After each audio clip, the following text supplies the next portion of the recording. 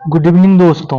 आज है 17 नवंबर और आज हम लोग एडिटोरिया बिहार स्पेशल के अंतर्गत देखेंगे बिहार का भूगोल।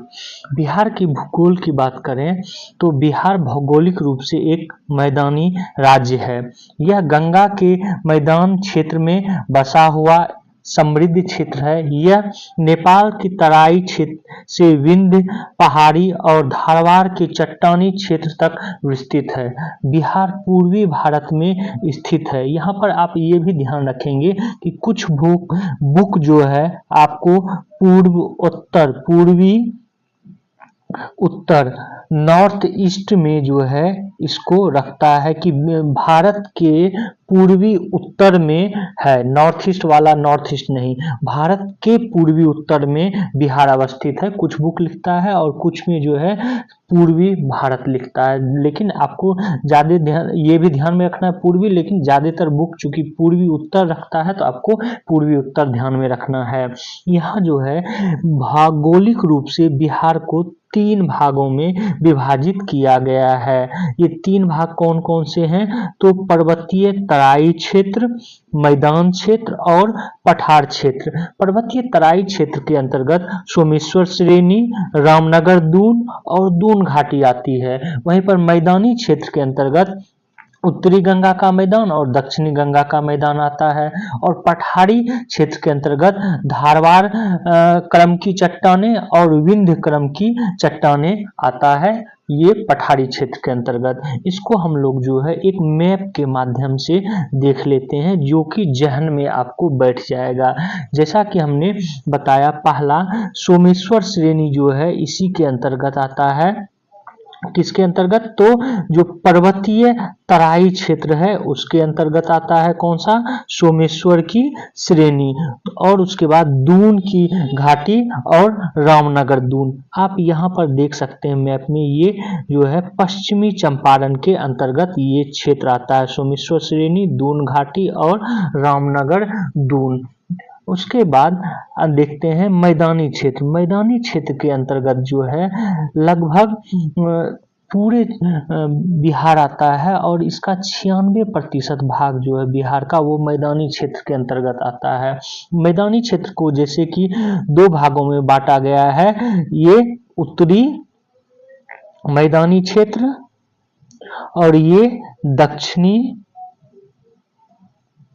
मैदानी क्षेत्र।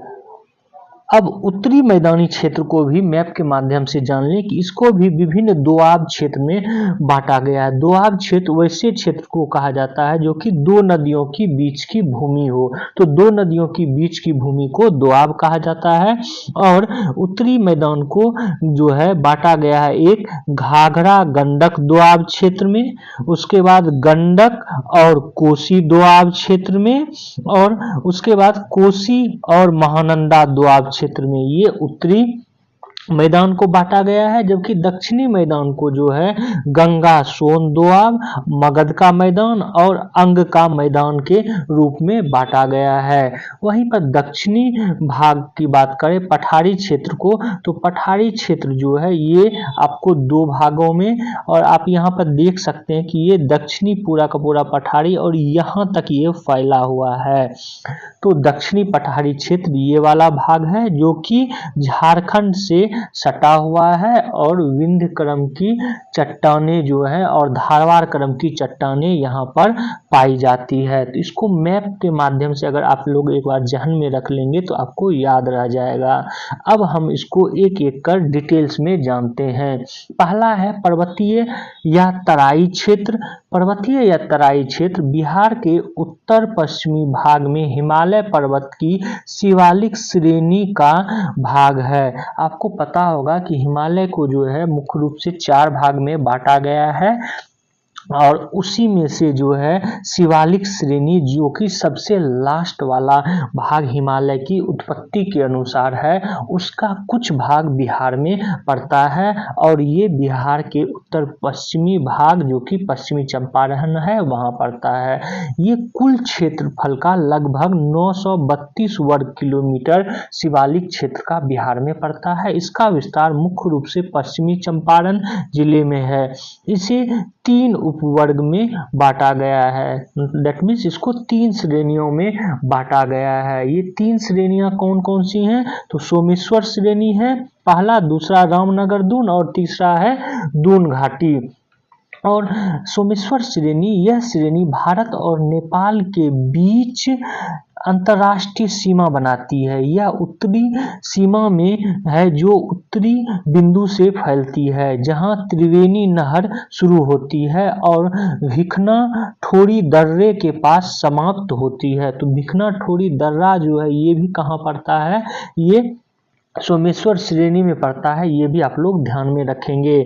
आगे है इसी श्रेणी का निर्माण इस श्रेणी का निर्माण तृतीय काल में हुआ था। ये पहाड़ी उत्तरी मैदान गंगा के मैदान में स्थित है और बिहार के उत्तर पश्चिमी भाग को घेरे हुए है। राज्य की सबसे ऊंची चोटी सोमेश्वर पहाड़ी, जिसकी की 874 मीटर ऊंचाई है। आपको कहीं कहीं 880 भी मिलेगा, लेकिन ज्यादातर 874, तो 874 याद रखना है। 874 मीटर ऊंचाई है। ये बिहार की सबसे ऊंची चोटी है। आगे है दूसरा रामनगर दून। रामनगर दून की बात करें तो ये पहाड़ी श्रृंखला सोमेश्वर पहाड़ी के दक्षिणी किनारे पर स्थित है। यह बेतिया जिला मुख्यालय से लगभग 40 किलोमीटर दूर गंडक नदी के तट पर स्थित है। रामनगर दून कई छोटी पहाड़ियों की एक श्रृंखला है जो 214 वर्ग किलोमीटर क्षेत्र में फैली है। इसे दक्षिणी श्रेणी के रूप में देखा जा सकता है। यह दक्षिणी पर्वतमाला 32 किलोमीटर लंबी और 6 से 8 किलोमीटर चौड़ी है। इस श्रेणी की सबसे ऊंची चोटी संतपुर के निकट है। हरहरा नदी घाटी रामनगर दून के उत्तर पूर्व में स्थित है। अगला है दून घाटी। आपको ये भी बता दें कि दून घाटी को ही हरहरा नदी घाटी भी बोला जाता है। अगर कहीं पे आपको दून घाटी की जगह हरहरा नदी घाटी मिले तो आप लोग जो है कंफ्यूज नहीं होना है आप लोगों को। यह घाटी सोमेश्वर और रामनगर पर्वतमाला के बीच स्थित है। इसे दून वैली के नाम से जाना जाता है। यह 21 किलोमीटर लंबा और 152 मीटर ऊंचा है। यह 214 वर्ग किलोमीटर क्षेत्र में फैला है। इस घाटी की अधिकतम ऊंचाई 240 मीटर है। तो ये था पहला बिहार का पार्ट जो कि पर्वतीय क्षेत्र के रूप में है। अगला है मैदान क्षेत्र की बात करें तो बिहार के कुल भूभाग का 96% भाग मैदानी है। इस क्षेत्र या इस मैदानी भाग का निर्माण गंगा और उसकी सहायक नदियों के निक्षेप से हुआ है। दैट मीन्स कि गंगा और सहायक नदियां जो अपने साथ हिमालय से निकलते हुए जितने भी गाद लेकर आई उससे जो है ये बनी हुई है। इस मैदान के मध्य से गंगा नदी बहती है। गंगा नदी की अवस्थिति के आधार पर इसे 2 उपवर्गों में विभाजित किया गया है, उत्तरी गंगा का मैदान और दक्षिणी गंगा का मैदान। उत्तरी गंगा का मैदान की बात करें तो यह मैदान गंगा नदी के उत्तर में स्थित है। इस मैदान का निर्माण गंडक, घाघरा, बूढ़ी गंडक, बागमती, कमला बलान, कोसी,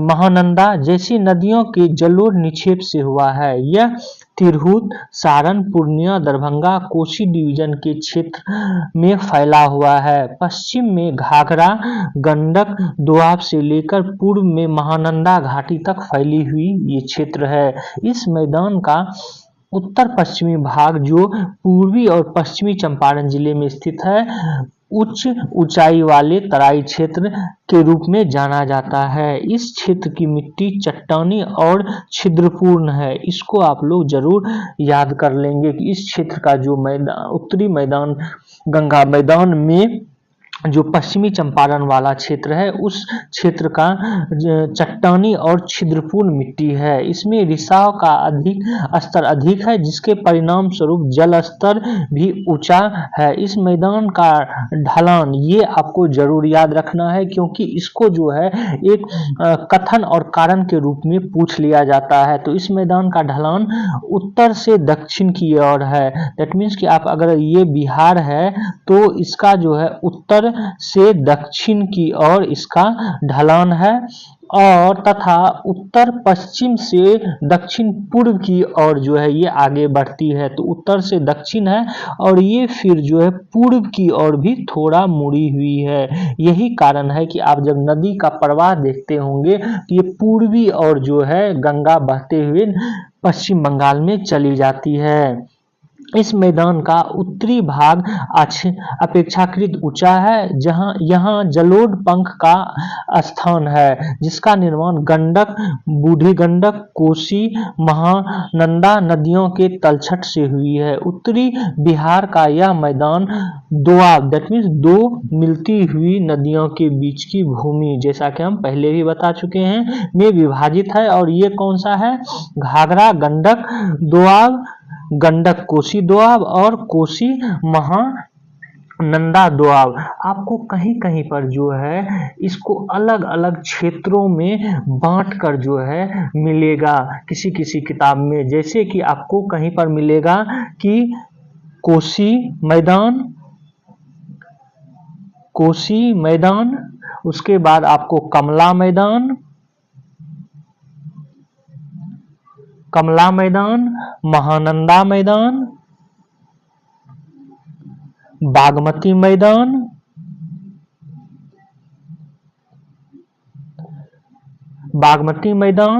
गंडक मैदान और घाघरा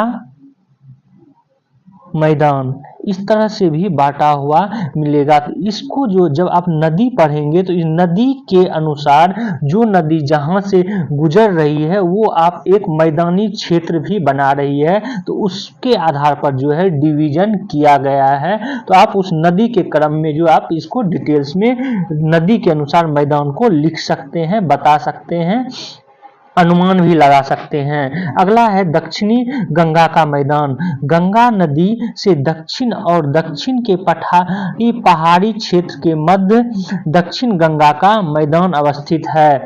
दैट मीन्स कि जो बिहार, अगर आप ये समझें कि बिहार है और बिहार का ये नीचे वाला पार्ट जो है पठारी पार्ट है, और पठारी पार्ट और दक्षिण गंगा के दक्षिण भाग के बीच जो मैदान है उसको दक्षिण गंगा का मैदान कहा गया है। उत्तरी गंगा मैदान की तुलना में इसका आकार छोटा है।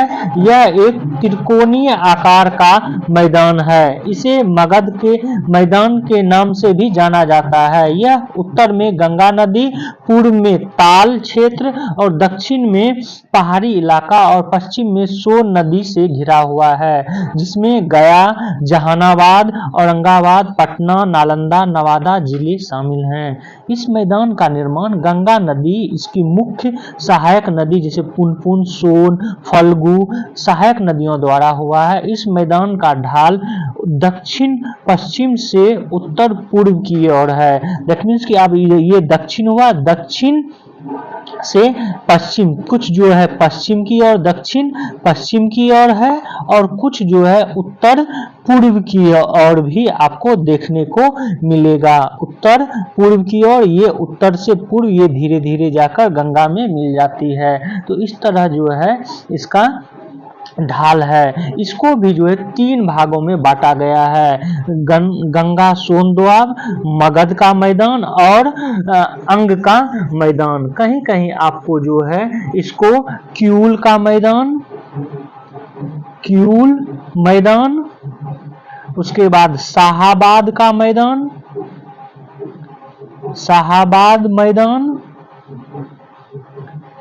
और जो है ताल क्षेत्र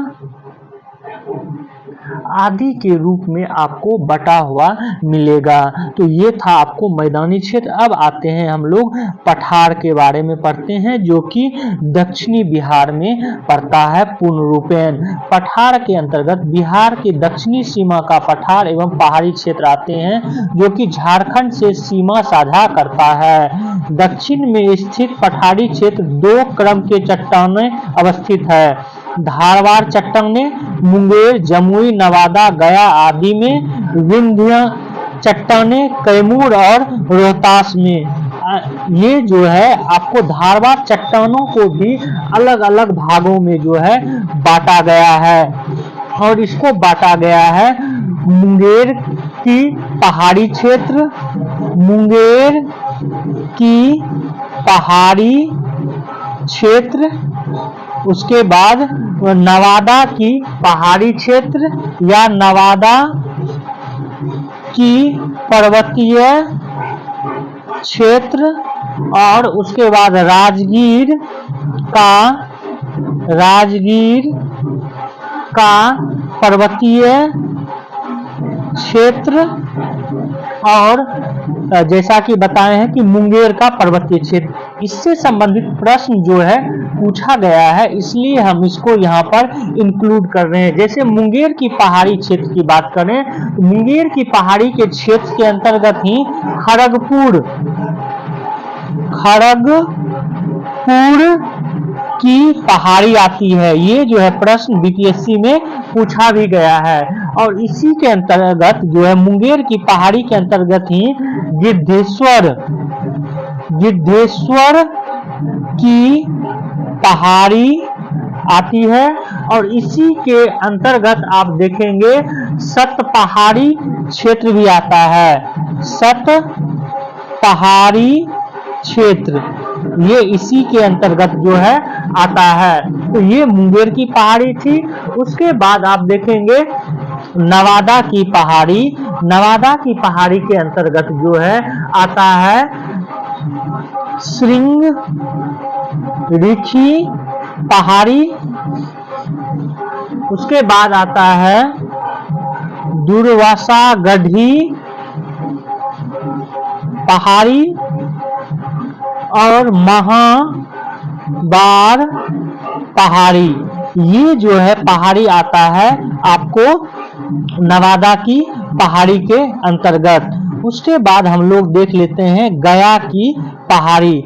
गया की पहाड़ी की बात करें तो गया की पहाड़ी या राजगीर, पहले राजगीर की पहाड़ी देख लेते हैं, उसके बाद हम लोग गया की पहाड़ी देखेंगे। तो राजगीर की पहाड़ी के अंतर्गत जो है वैभवगिरी पहाड़ी, राजगीर की पहाड़ी इसके अंतर्गत आता है वैभव की पहाड़ी। उसके इसी के अंतर्गत जो है राजगीर की पहाड़ी के अंतर्गत ही आता है विपुल गिरी पहाड़ी। इसी के अंतर्गत आता है रत्नागिरी पहाड़ी और उदयगिरी पहाड़ी। ये पहाड़ी का नाम आप इतिहास में भी सुने होंगे। और सोनागिरी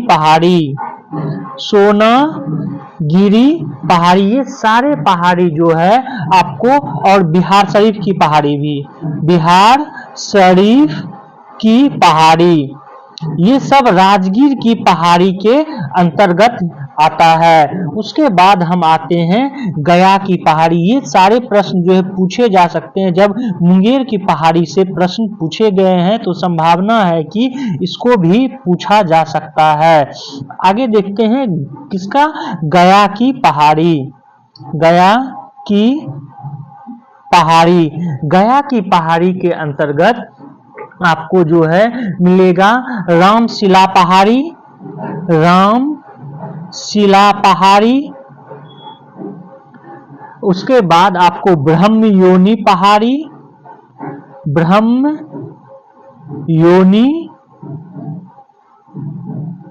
पहाड़ी। उसके बाद इसी के अंतर्गत मिलेगा आपको उत्तर खास पश्चिम पहाड़ी। और गया शहर के पास जो पहाड़ी है वो पहाड़ियों का राजा कहा जाता है, ये भी आप लोग ध्यान में रखेंगे। पहाड़ियों का राजा जो है इसको कहा जाता है। इसी के अंतर्गत एक और पहाड़ी आती है माहेर पहाड़ी, और गया और जहानाबाद सीमा पर जो है बराबर की पहाड़ी, ये गया की पहाड़ी के अंतर्गत ही आता है। और इतिहास में आप बराबर की पहाड़ी के बारे में पढ़े होंगे। और इसी के अंतर्गत गया की पहाड़ी के अंतर्गत ही आता है नागा अर्जुन की पहाड़ी। तो ये सब पहाड़ी भी आप लोगों को ध्यान में रखना है, ये पूछा जाता है। अब आगे चलते हैं। आगे है, जैसा कि अभी आप लोग देखें, पठारी क्षेत्र, और पठारी क्षेत्र के अंतर्गत आता है धारवाड़ चट्टानें और विंध्यक्रम की चट्टानें। मुंगेर, जमुई, नवादा ये सब धारवाड़ चट्टानें, और विंध्यक्रम की चट्टानें के अंतर्गत सिर्फ कैमूर और रोहतास आता है।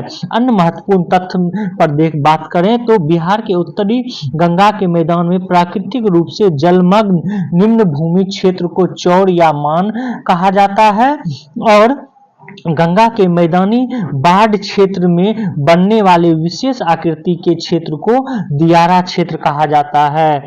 उत्तरी गंगा मैदान में कई मन और चौड़ बनते हैं, जिसको कि गोखुर झील के रूप में भी पाया जाता है। दक्षिणी गंगा मैदान में तटबंध से लगे दक्षिण की ओर गहराई वाले क्षेत्र को टाल कहा जाता है। उत्तरी गंगा का मैदान बाढ़ की विभीषिका के लिए प्रसिद्ध है। तो आप इस तरह से समझें कि ये जो है बिहार का मैप है, और इस बीच से जो है गंगा नदी निकल रही है, और गंगा का जो ये क्षेत्र है दक्षिणी वाला क्षेत्र, दक्षिणी गंगा का ये सटा हुआ क्षेत्र, इसी को जो है टाल क्षेत्र कहा जाता है। ये टाल क्षेत्र इसलिए कहा जाता है कि वर्ष के 3 से 4 महीने बरसात के समय जो है इन क्षेत्रों में पानी जो है जम जाता है, इसलिए इसको टाल क्षेत्र कहा जाता है। जबकि इस क्षेत्र में जो है आप देखेंगे नदियां विभिन्न बहती है उत्तरी गंगा के क्षेत्र में, और नदी जो है क्या करता है अपना रुख चेंज कर लेता है, तो यहाँ गोखुर के आकार का जो है झील बन जाता है, जिसको कि मान और चौड़ के रूप में जाना जाता है। आगे देखते हैं हम लोग। आगे है कि जो विभिन्न क्रम में जो निर्माण हुआ है बिहार की स्थलाकृति उसके बारे में। जैसे धारवाड़ क्रम की चट्टानों की बात करें तो ये प्री कैम्ब्रियन काल में जो है इसका निर्माण हुआ है, और ये मुंगेर, जमुई, नवादा, गया, राजगीर क्षेत्र में है, और ये बिहार में सबसे प्राचीन क्षेत्र की पहाड़ी के अंतर्गत इसको रखा जाता है। और धारवाड़ क्रम की चट्टानों के बारे में आपको बता दें, इसमें जो है क्वार्टरजाइट,